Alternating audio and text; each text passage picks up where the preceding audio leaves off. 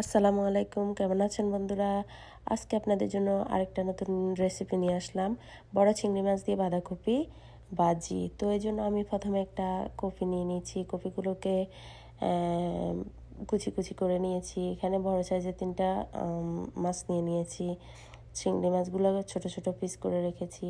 এখানে পাইপেনের তেল দিয়ে দিয়েছি। তেল গরম হয়ে এলে চিংড়ি মাছগুলো দিয়ে নেড়ে ছেড়ে ১ মিনিটের মতো ভেজে নেব। তারপর দিয়ে দিয়েছি রসুন কুচি, দিয়ে দিয়েছি পেঁয়াজ কুচি। তো এগুলো আরেকটু এক ১ মিনিটের মতো ঢাকনা দিয়ে রেখে দিলাম। তারপর দিয়ে দিয়েছি টমেটো কুচি, তারপর দিয়ে দিব বাঁধাকপি কুচিগুলো।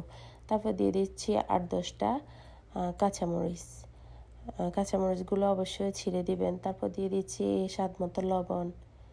খুবই ১ চামচের ৪ ভাগের ১ ভাগ দিয়ে দিচ্ছি জিরে গুঁড়ো, ধনিয়া গুঁড়ো দিয়ে দিচ্ছি ৪ ভাগের ১ চামচের ৪ ভাগের ১ ভাগ হলুদ গুঁড়ো। তারপর দিয়ে দিচ্ছি আস্ত জিরা। তো এখানে আপনারা চাইলে আরও কিছু হলুদ অ্যাড করতে পারেন।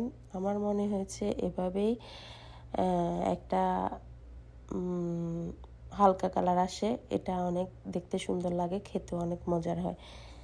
তো এবার আমি ৪-৫ মিনিট পরে ঢাকনা খুলে দেখছি কেমন হয়েছে।